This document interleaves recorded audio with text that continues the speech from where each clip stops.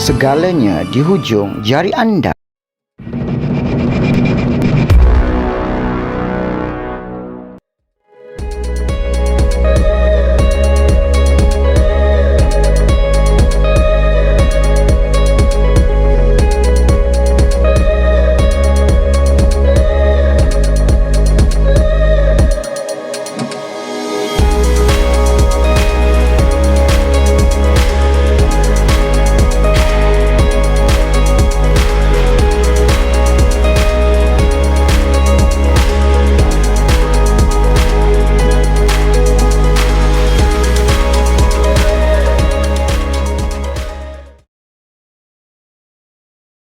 Bismillahirrahmanirrahim. Assalamualaikum warahmatullahi wabarakatuh. Hari ini pada saya adalah hari yang bertuah lah, kerana tak selalu kita dapat peluang sebegini. Apatah lagi kita hari ini datang bersama dengan rakan-rakan media yang ada juga datang daripada Sarawak, ada datang daripada Kuala Lumpur dan juga di tempat-tempat lain. Jadi saya sebut tadi, peluang terbaik untuk kita memertabatkan satu lagi produk yang amat tepat dan amat saya kata yang susah kita perolehi.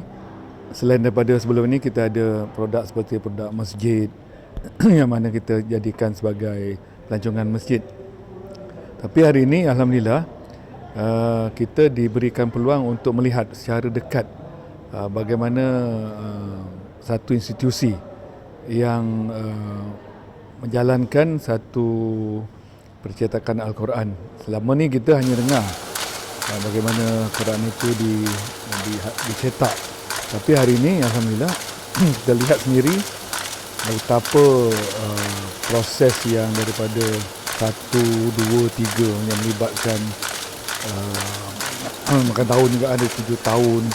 Jadi banyak sudut-sudut yang boleh kita ketengahkan lah.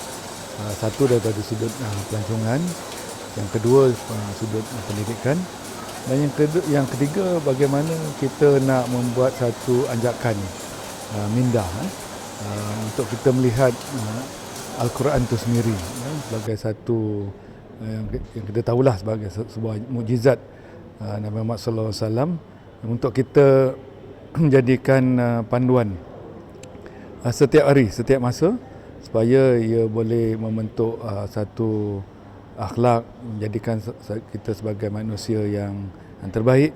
Dan ini dalam konteks pelancongan Islam, inilah yang kita nak bawa, bukan hanya untuk kunjungan oleh pelancong Muslim, tetapi pelancong bukan Muslim, yang sebab kita belajar sejarah, kita belajar kita menonton TV, kita menonton, baca tulisan-tulisan.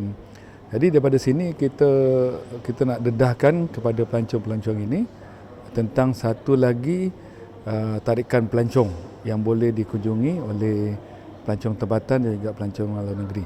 Kita sedia maklum, Malaysia juga menjadi satu hub kepada pelancong yang ingin menunaikan umrah. Dan jadi ini salah satu peluang yang terbaik untuk kita mengetengahkan lagi produk sebegini, dan kita harap ia akan menjadi satu tarikan yang mesti dikunjungi, sama ada untuk pergi ke umrah ataupun untuk melancong di Malaysia itu sendiri. Jadi dengan ini saya menyerulah kepada pengusaha-pengusaha pelancongan melihat secara serius, secara lebih fokus tentang potensi pelancongan Islam, dan ini merupakan salah satu produk yang boleh diketengahkan dan insya-Allah akan menjadi satu daya saing yang baiklah kepada industri pelancongan. Apatah lagi dalam kita menyemarakkan lagi dan juga untuk kita membina semula pelancongan itu sendiri.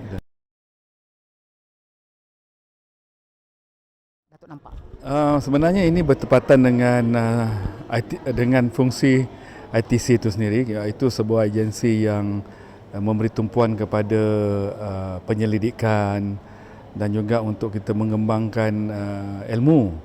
Kita nampak kan enriching knowledge enhancing ties, makna dia kita melalui pendidikan kita juga akan mengembangkan rangkaian sama ada rangkaian perniagaan ataupun rangkaian ilmu atau rangkaian masyarakat itu sendiri.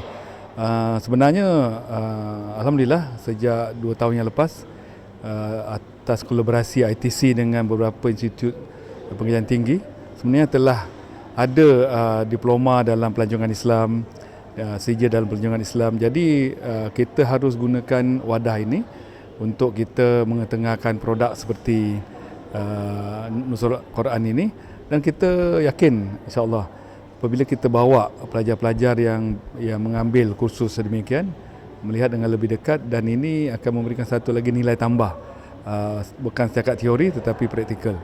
Dan itu adalah kerana bila bercakap tentang pelancongan Islam yang mana kita terlibat dalam sains, dalam ekonomi, pendidikan, perniagaan, tetapi dalam ruang lingkup Islam itu sendiri, framework Islam sendiri. Jadi Nusrat Quran ni boleh jadikan satu kita katakan bukan setakat tarikan tetapi institusi pendidikan itu sendiri, kerana dia tak sama dengan yang tempat lain. Itulah unik dia.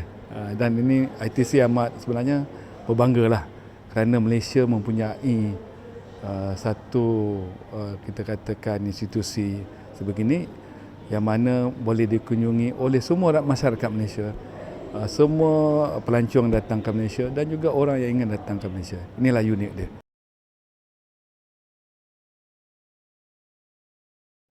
Sebenarnya kita dah mula bekerjasama. Dalam tahun ini kita telah ada Islamic Tourism Week, yang mana Yayasan Restu ni adalah rakan strategik kita, ya. Kerana macam sebut tadi Cik Azmi, dia mempunyai satu pendekatan yang berbeza dan dia bersifat dinamik dan open to all. Jadi kita akan terus bekerjasama dengan pihak Yayasan Restu. Tadi pun kita telah dimaklumkan ada perancangan untuk membuat katakan Quran Village. Kemudian kita juga dimaklumkan untuk ada acara-acara yang berkaitan dengan ini. Jadi kita sebenarnya tengah merancang untuk menghasilkan satu kalender pelancongan Islam. Jadi di sini kita akan masukkan acara-acara yang berkaitan dengan Islam dan juga yang sama ada bersifat budaya, bersifat kesenian, ilmu dan sebagainya. Jadi insya-Allah kita pun memohonlah kerjasama pihak-pihak yang telah ada dalam perancangan acara-acara program sedemikian berhubunglah dengan ITC supaya kita menjadi satu pusat, kata one stop center lah untuk kita mempromosikan acara dan juga program-program berkaitan dengan Islam dan juga yang bersifat universal tetapi dalam framework Islam itu sendiri. Kita harap, insyaAllah kita sedang mengumpul data dan juga maklumat. InsyaAllah kita ni bulan Ramadan pun tak jauh dah. Ingat dalam bulan 3, bulan 4 dah list.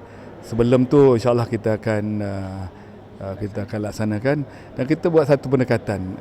Maknanya dia kita tidak terikat dengan tahun kalender yang seperti kita biasa katakan dalam Januari ke Disember, tapi akan datang. Jadi ini satu lagi keunikan yang kita nak tampilkan supaya masyarakat dan juga kami sendiri akan lebih terbiasa dengan kalender Islam dan juga kalender Masihi yang sedang kita guna pakai sekarang. Ini satu pendekatan yang kita akan buatlah, insya-Allah.